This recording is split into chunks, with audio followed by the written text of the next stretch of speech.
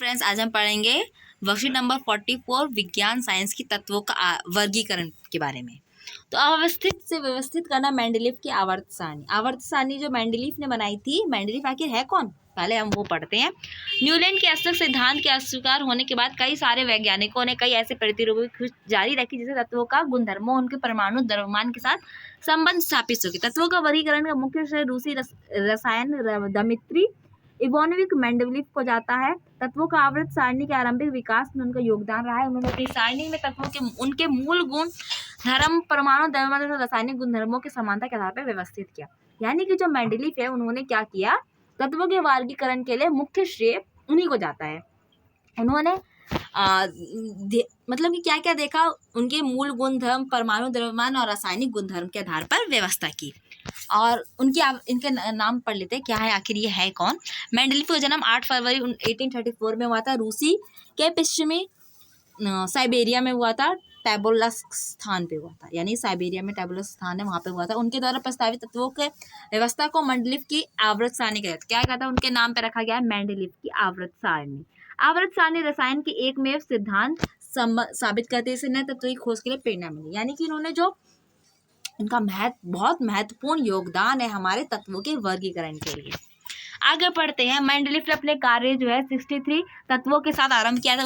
उन्होंने तत्वों के परमाणु द्रव्यमान और उसके भौतिक और रासायनिक गुणधर्मों के बीच में संबंध अध्ययन किया।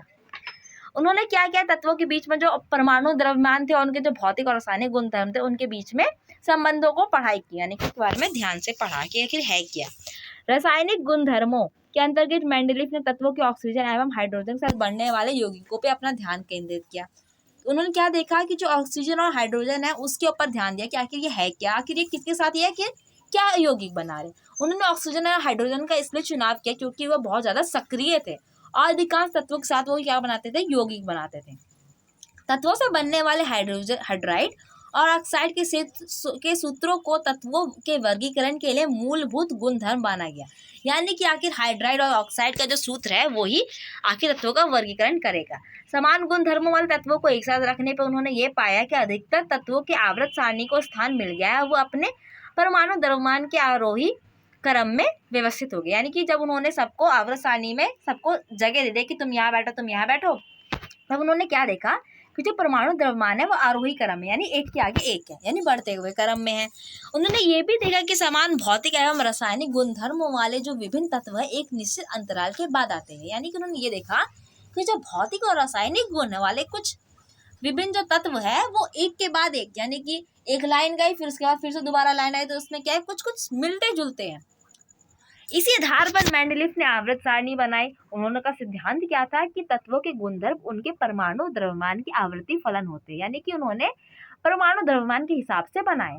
मेंडलीव की आवर्त सारणी को जो ऊर्ध्व स्तंभ है उसको ग्रुप कहा गया और ग्रुप या समूह कहा गया, और 37 प्रकृतियों को पीरियड या आवृत कहते हैं।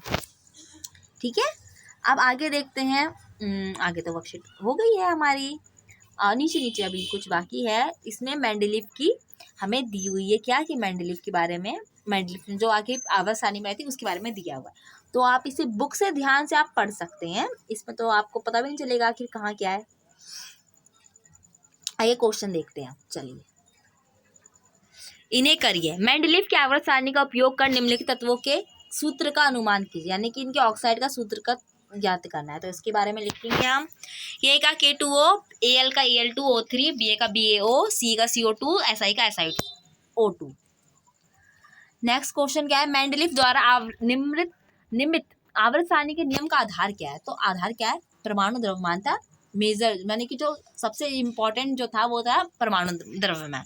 मेंडलीव द्वारा निर्मित आवर्त सारणी के नियम का आधार तत्वों को उनके मूल गुणधर्म, साथ ही साथ उनके गुणधर्म, परमाणु द्रव्यमान तथा रासायनिक गुणधर्म भी है। तीसरा क्वेश्चन कहता है, मेंडलीव ने अपने आवर्त सारणी तैयार करने के लिए कौन सा मापदंड अपनाया। उन्होंने कौन सा मापदंड अपनाया, तो मेंडलीव ने अपने आवर्त सारणी को तैयार करने के लिए उस समय ज्ञात तत्वों को उनके परमाणु द्रव्यमान के आधार पर व्यवस्थित किया। यानी कि उन्हें परमाणु द्रव्यमान था उसके आधार पर उन्होंने सबको लगाया एक के बाद एक। चौथा क्वेश्चन कहता है, मेंडलीव के तत्वों के ऑक्सीजन और हाइड्रोजन के साथ यौगिकों पर अपना ध्यान क्यों केंद्रित किया, क्या कारण था आखिर। तो उन्होंने ऑक्सीजन और हाइड्रोजन के साथ इसलिए चुनाव किया क्योंकि वह अत्यंत सक्रिय थे और अधिकांश तत्वों के साथ यौगिक बनाते थे। ठीक है, 5वां क्वेश्चन कहता है वाक्य पूरा कीजिए। मेंडलीव के आवर्त सारणी को ऊर्ध्व स्तंभ को डैश तथा क्षैतिज पंक्तियों को डैश कहते हैं। क्या क्या कहते हैं देख लेते हैं। मेंडलीव की आवर्त सारणी को ऊर्ध्व स्तंभ को ग्रुप या समूह कहते हैं और क्षैतिज पंक्ति को पीरियड या आवृत कहते हैं। फ्रेंड्स, यहाँ पर हमारा वीडियो कंप्लीट होता है। आपको वीडियो कैसा लगा प्लीज से बताइए, इसे लाइक कीजिए, कमेंट कीजिए, शेयर कीजिए और आए के वीडियोस देखने के लिए प्लीज मेरे चैनल को सब्सक्राइब कीजिए। Thank you.